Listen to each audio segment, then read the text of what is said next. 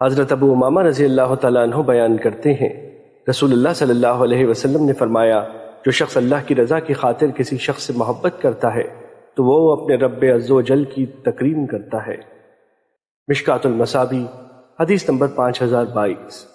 حضرت اسماء بنت یزید رضی اللہ تعالیٰ عنہ سے روایت ہے کہ اس نے رسول اللہ صلی اللہ علیہ وسلم کو فرماتے ہوئے سنا، کیا میں تمہیں تمہارے بہترین لوگوں کے متعلق نہ بتاؤں؟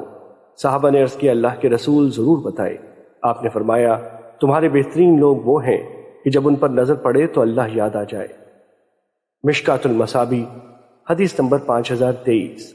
حضرت ابو ایوب انصاری رضی اللہ تعالیٰ عنہ بیان کرتے ہیں، رسول اللہ صلی اللہ علیہ وسلم نے فرمایا، کسی آدمی کے لیے جائز نہیں کہ وہ اپنے مسلمان بھائی سے 3 دن سے زائد تر کے تعلقات کرے۔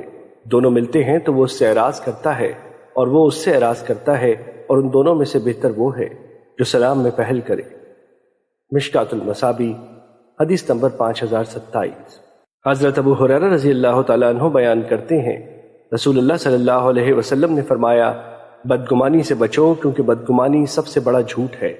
تم کسی کے عیب مت تلاش کرو اور نہ جاسوسی کرو، قیمت بڑھانے کے لیے بولی مت دو اور نہ باہم حسد کرو، بغض مت رکھو اور نہ قطع تعلقی کرو، اور اللہ کے بندو بھائی بھائی بن جاؤ۔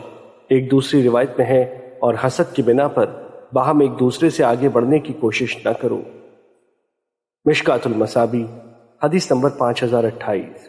حضرت ابو ہریرہ رضی اللہ تعالیٰ عنہ بیان کرتے ہیں، رسول اللہ صلی اللہ علیہ وسلم نے فرمایا، پیر اور جمعرات کے روز جنت کے دروازے کھولے جاتے ہیں، شرک سے بیزار ہر شخص کو بخش دیا جاتا ہے، البتہ اس شخص کی مغفرت نہیں ہوتی جس کے اپنے بھائی کے ساتھ رنجش و عداوت ہو۔